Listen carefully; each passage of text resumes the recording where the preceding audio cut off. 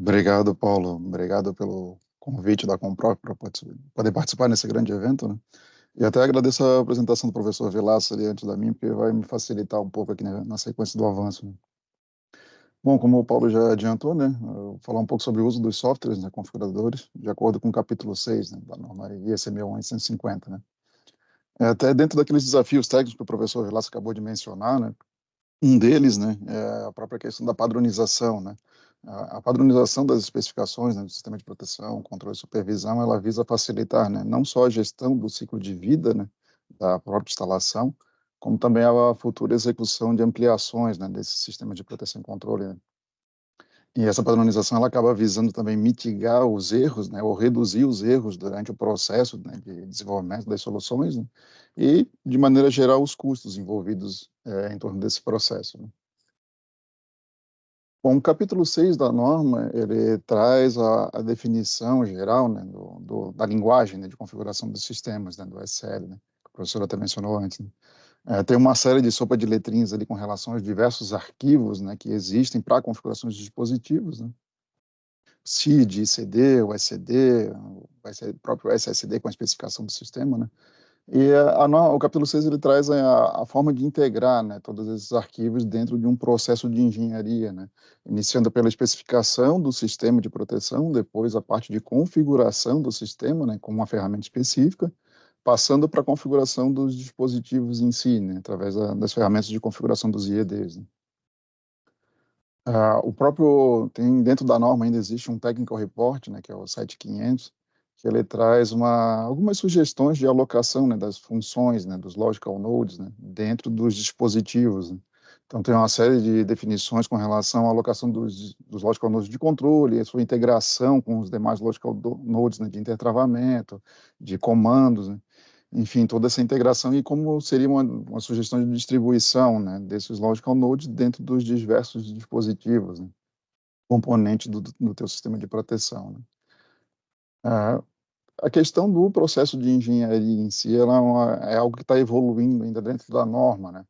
Hoje o que a gente faz de configuração basicamente é o que eles chamam de bottom up, né, de baixo para cima, né, ou seja, a gente primeiro configura os dispositivos para depois juntar as diversas partes que a gente tem do sistema, né? A gente configura o IED do tráfego, configura o IED da linha, o IED da proteção de barras e depois aglutina todas as informações dentro de um único sistema, né? Dentro de um único arquivo, que teria a configuração geral do sistema, que é o famoso SCD, né? Que tem toda essa descrição do sistema como um todo, né?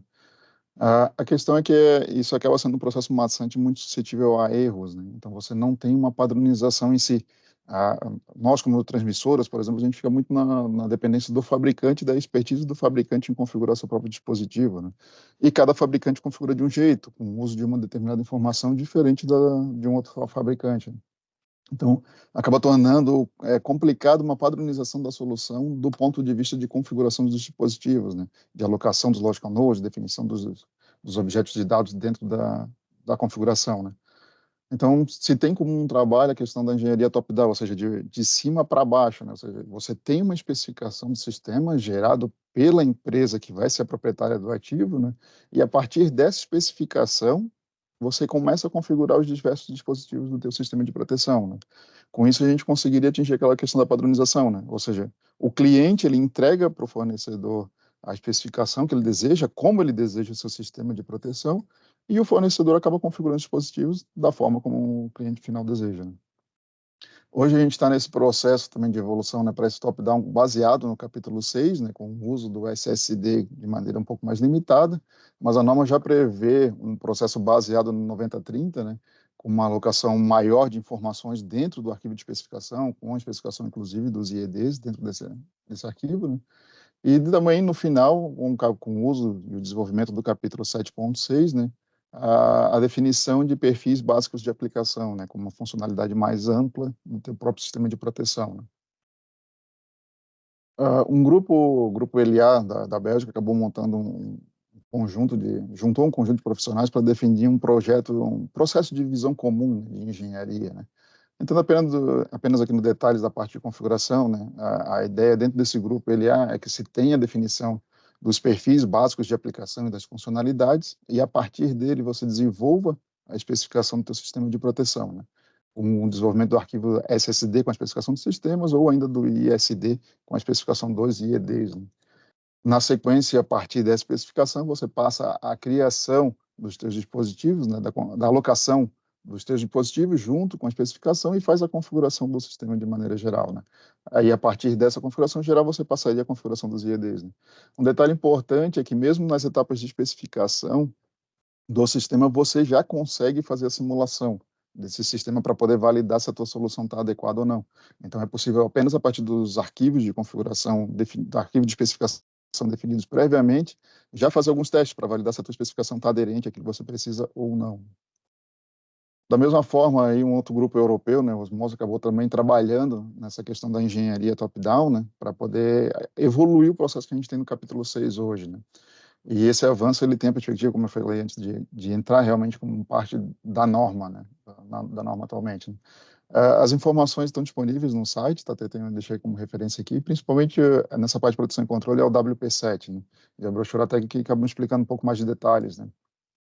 Porque basicamente, assim, do ponto de vista de produção e controle, né, esse grupo Osmose, ele acaba adicionando essa parte superior dentro daquela imagem do capítulo 6, né, que inclui a questão da especificação de interoperabilidade entre os diversos sistemas, né, entre os diversos dispositivos, a questão do englobamento, né, dessas funcionalidades, interoperabilidade dentro de uma ferramenta de especificação do sistema, e a partir dessa ferramenta de especificação de sistema você consegue desenvolver o arquivo de especificação, o SSD ou o ISD com a configuração dos IEDs, né?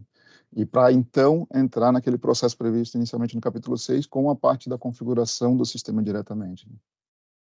Nesse fluxo de trabalho aqui, acabarão sendo acrescentados 2 novos arquivos na sopa de letrinha, né? O FSD com a especificação das funções e o ISD com a especificação dos IEDs diretamente, né?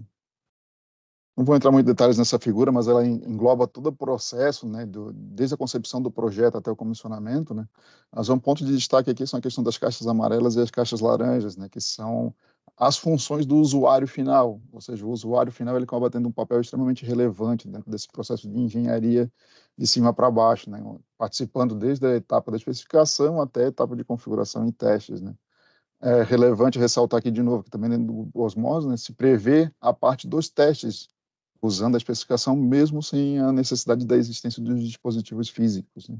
Somente a partir dos arquivos SLs desenvolvidos, né? Da mesma forma, antes mesmo da configuração do teste com os dispositivos físicos, você pode ir validando em todas as etapas o teu processo de configuração, né? A RTE, né, que é uma empresa francesa, né, de transmissão e geração de energia, né, ela já desenvolveu internamente a sua especificação em 61850, né?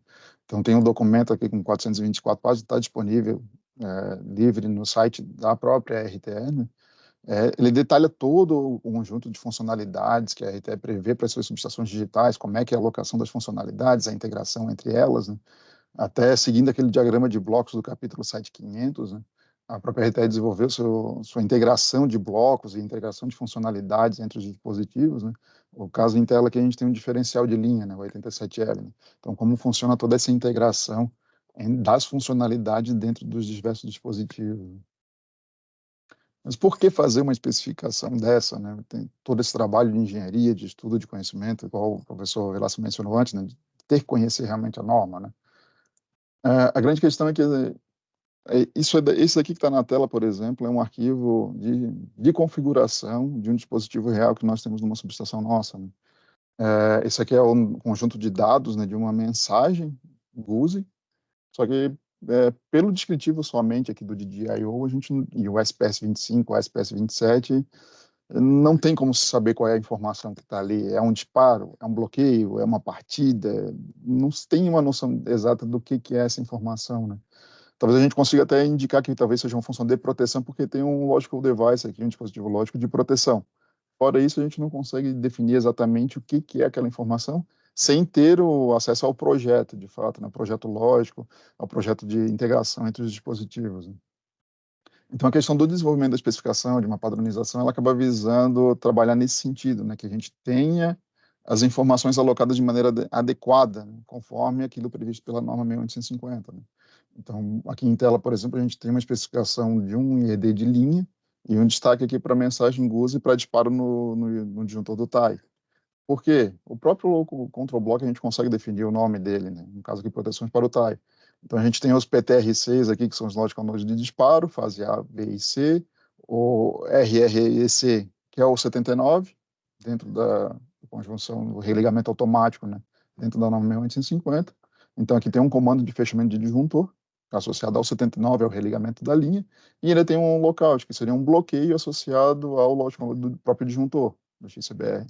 Então, quando a gente consegue trabalhar com a alocação definida de quais logical nodes vão usar, de qual forma vai ser distribuída essas informações, ela fica muito mais legível e muito mais fácil de se trabalhar em tempo de operação e de manutenção do ativo. Muito melhor do que somente usar um monte de DIO que você não tem uma correlação exata do que é aquela informação. Entrando aqui na parte já da configuração, né, que era o foco real aqui da apresentação, né, a gente tem diversas ferramentas para poder fazer essa configuração, a especificação do sistema e a própria configuração, né.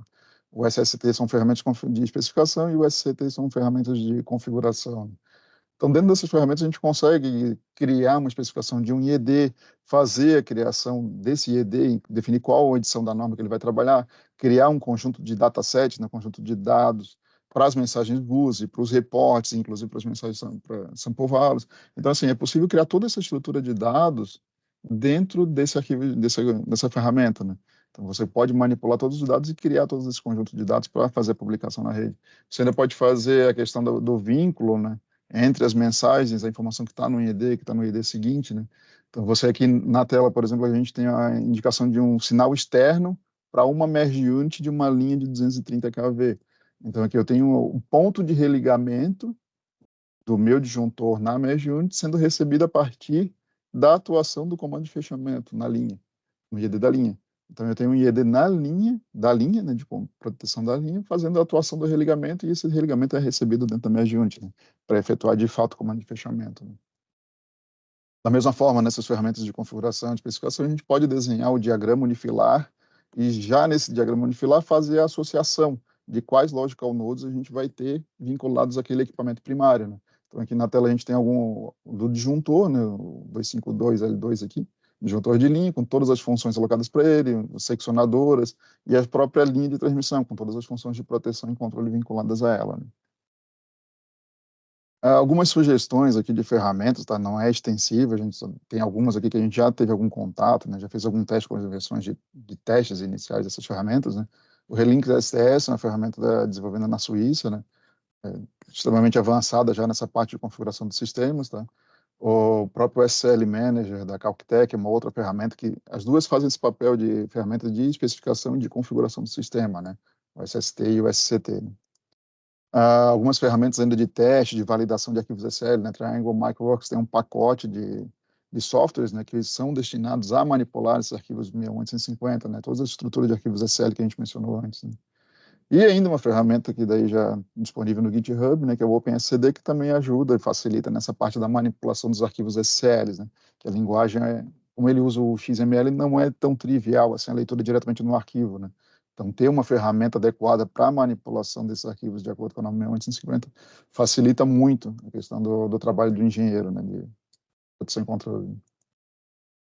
Indo para as conclusões, né, então a gente já tem como conclusão, né, que as ferramentas atuais elas já possibilitam, né, a adoção desse processo de engenharia, usando o arquivo SSD, por exemplo, ou até o ISD que está previsto para execução futura da norma, né? A gente já consegue trabalhar e usar essas ferramentas para essa manipulação da estrutura de dados e uma geração prévia da definição dos teus sistemas, quais IEDs vão fazer quais funções, como é que vai ser essa integração via GUS, via sample values, como é que serão os reportes MMS para o sistema SCADA, né? E ainda um ponto que é relevante, que até entra em consonância com o que o professor Vilaça mencionou anteriormente, né? Esse processo ele necessita da participação ativa do usuário. O usuário é uma parte fundamental desse processo. Para que o sistema seja desenvolvido de maneira padronizada e adequada, o usuário tem que ter uma participação ativa junto com o fornecedor para poder garantir a configuração adequada do sistema de proteção, né? Então, não vale simplesmente pegar, o fornecedor entrega uma subestação digital para mim. Ele vai te entregar de qualquer forma, da forma como ele consegue fazer melhor, mas a melhor forma para o fornecedor não necessariamente é a melhor forma para a operação e manutenção por parte do cliente depois, né? Mencionei também a questão do arquivo SSD, ele também permite esse automatismo na configuração, desse processo inicial de configuração dos dispositivos, né? Se eu já tenho definido os logical devices, todos os logical nodes, como é que é a integração por GUSE, eu passo isso para o fornecedor, ele consegue pegar e importar esse arquivo SSD e gerar uma base inicial de configuração dos IEDs com essas informações já internamente. Então, isso facilita esse processo inicial, né, de configuração dos dispositivos e ainda permite a automação desse processo, né. E, por fim, né, os desenvolvimentos previstos nos capítulos futuros 9 e 30 e 76, edição 2, eles acabam trazendo aquelas novas possibilidades, né, mencionadas, para que a gente possa aprimorar ainda mais essa questão desse processo de engenharia de top-down, né. Bom, pessoal, agradeço a atenção de todos.